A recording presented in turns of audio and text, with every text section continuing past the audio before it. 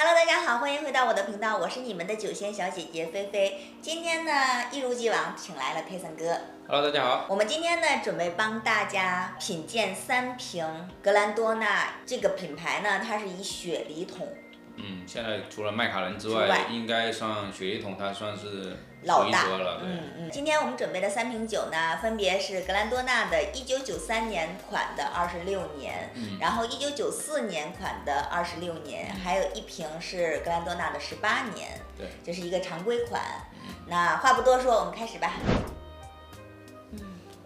呼香的雪梨桶带来的那种枣子的味道，对，蜜枣，有一点点烟熏，很淡的烟熏的味道，还有焦糖的味道，咖啡的味道，酒精感也很冲。就雪莉桶爱好者真的光闻这个味道就可以陶醉，真的很完美。就在雪莉桶里面来说的话，是我自己觉得格兰多纳做的那个工艺真的太好了。然后是它那种就是说雪莉桶的那种甜美啊，是能够直接就能够闻得到的了。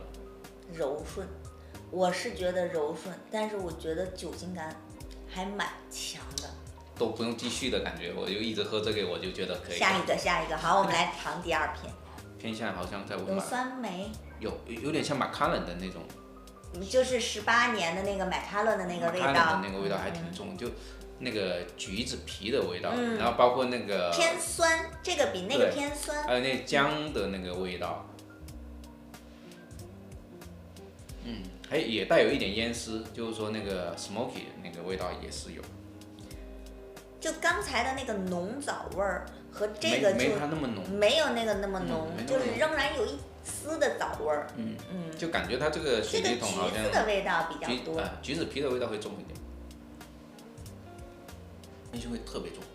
就入口的那一下，其实闻的时候能闻到一点，但是入口的时候那个烟熏味真的挺重的。就是刚才的那个是开始的甜味进来，然后后来回甘，然后这个是一点点甜，然后啪就爆炸了，就是那个味道全都出来了。而且它的味道是从烟熏味开始。是个第2款，绝对跟雪茄绝配。而且烟熏味搭雪莉桶的这个香气，还有那个水果香，绝了，还挺好的。我觉得它这个味道，它做磨合做的特别搭配，特别协调，真的是绝了，非常好。这个就淡很多。这个就没有那么强烈的枣味了，有一点点甜，但是没那么重，有点那个有蜂蜜，对，还有蜂蜜的味道，就淡淡的焦糖味儿，淡淡的蜂蜜味儿，淡淡的水果桃子的味道，花香偏向水果，但是没有像刚才那种哎呦浓郁，一闻就是。而且这个的烟熏味也基本上闻不到。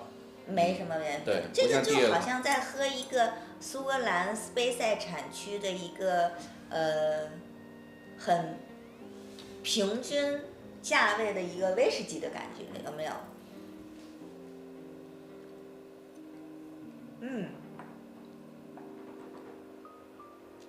我的天，为什么喝起来枣味儿好浓？它喝起来的味道跟我们闻到的不一样，不一样。我觉得它喝起来其实跟那个第一个有点像，跟第一个很接近，非常的接近，有点那个，但是整体的味道的厚度上来说，可能要比第一款稍微弱那么一点。很接近，包括味道，包括香气，包括后面的回甘，包括后面回甘，然后爆发出来的味道，它比第一个来说收敛了一些，但是它那个味道还在。然后整体的长度也好，就味道长度，可能对于看每个人追求不一样，有一些人可能喜欢就是说要直接一点的、强劲一点的，那可能是第一款。那有一些人可能我喜欢收敛一点点，然后柔和一点点感觉的话，可能这一款。好了，那你会推荐哪一款？盲品的情况下，我自己推啊。确定哦。我会推它。那我会选择中间这个。就想烟熏味的，我喜欢烟熏味的，而且这款酒没有让我觉得进去下来再上来，我是觉得，然后我也没有喜欢，不觉得它的回甘那么重，就是我本身不是喜欢回甘的。Anyway，我们来帮大家写，就是写下我们的答案。第一个18年，第二个那个93年的26。为什么咱俩永远都有一个是不一样的？真的是。然后看谁对谁错。好，对。看为什么我可以猜对，是因为这第2瓶我已经喝了2瓶了，所以我深深的记住了它的味道。我当时我在味道上面，我会觉得它这2款的味道会更接近一点。哦，所以你觉得那2款的味道？而且它的整体它的风格来说，其实真的就格兰多纳的就这种风格。然后这一款真的是感觉不像是格兰多纳的，但是你包括它那个烟熏的那个感觉，所以我刚才说就是说，其实它的那个烟熏就包括直火蒸馏也好，包括它用那个泥煤去烘干那个麦芽也好，其实在格兰多纳来说，现在已经是没有了。就是说这个酒其实地板发麦也没有了。对，它这些是它以前很老的一个传统的方式。其实现在包括从05年开始之后，它的那个直火蒸馏，也停止了。所以其实总的来说，你要想要喝到以前很老的格兰多纳的味道，应该就是这一个的味道。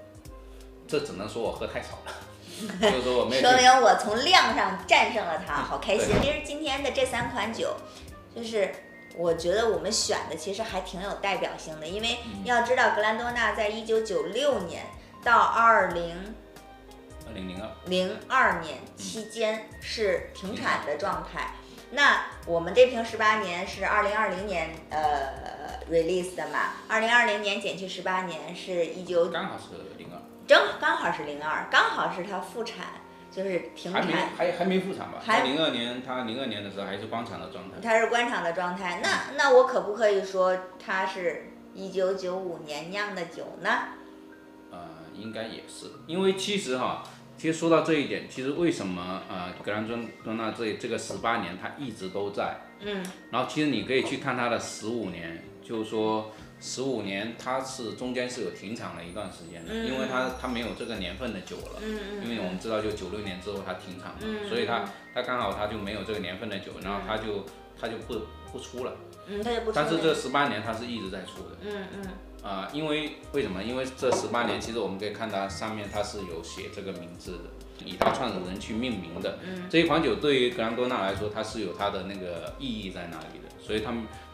不希望，这也算是他们的一种精神，死也要坚持下去。对，他就是说情愿去装更老年份的酒，我就是说我情愿就是说给你们一些更好的那个酒，然后我可能甚至我就亏本给你们之类的这一种，然后他也要把他这个东西要做。所以说我们这么说来讲，其实这款酒它物超所值，这瓶酒有可能是说。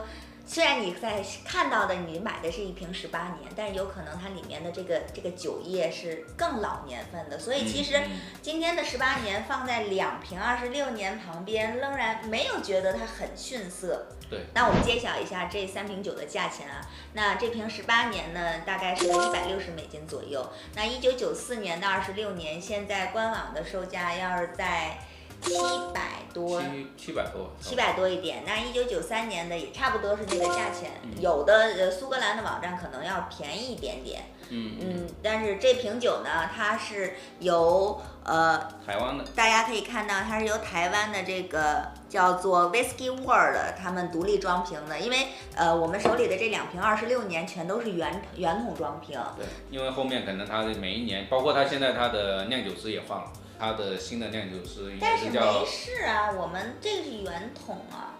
圆筒没事，当时它的库存量就在那里啊，就是说你们可以去买圆筒，就是现在它其实还是有圆筒的，一定要是说看到那个就是这个酒的度数后面有小数点的，就代表它是圆筒。那可能还会保持格兰多纳原来的风格嘛？那后面的新酒，它有可能就是你看我们现在看到的，比如说像46度或者43度这种的，它已经就不是圆筒装瓶了，有可能因为一个酿酒师去改变一个酿酒师，有可能这个酒的风格会有一点偏差。好，那我们今天非常非常的有满足感的尝了这3瓶格兰多纳。那我们俩的建议达成一致，就是说。能收多少收多少。对于其实我觉得这些老年份都是好喝的，都是很完美的，都非常好喝。很好然后，但是不适合女生。不适合刚入门的这个格兰多纳，在我印象里就是那种老酒鬼和会得到满足的那种酒。我曾经把就这瓶1994跟麦卡伦18年就给我朋友喝，然后我那朋友是一直都在喝麦卡伦18年的，然后他就跟我说，菲菲呀，那个1994实在是太好喝了，从此我都再也不想喝麦卡伦18年。他会觉得麦卡伦18年就像我们之前尝的那个味道。太短，又短，然后又断了，然后太，单薄，是吧？就是没有那种绽放的那种感觉。对，但是也有一点人就是说，他们觉得就是马卡龙，比如说我们的摄影师，对，他就觉得他就会觉得我们拍完这个视频给他去尝，他一定会觉得啊，麦卡伦18年一定会比这就是比这个好喝，因为它好入口，对吧？然后很简单，喝起来就不像这个，因为这个的里面的味道可能太多了，是太复杂了，就是没有办法让初次喝酒的人去接受。当你喝了一段时间，比如说几个月呀，那种1年的时间之后，你慢慢的口味会觉得，这个没办法满足我，那我要得到更多的满足的时候，买它就对了。好了，今天我们的视频就到这里了。如果大家喜欢我们的视频，记得给我们点赞关注哟。如果大家有什么问题，或者有什么想让我们帮大家尝的酒，记得给我留言。我们下次见，拜拜。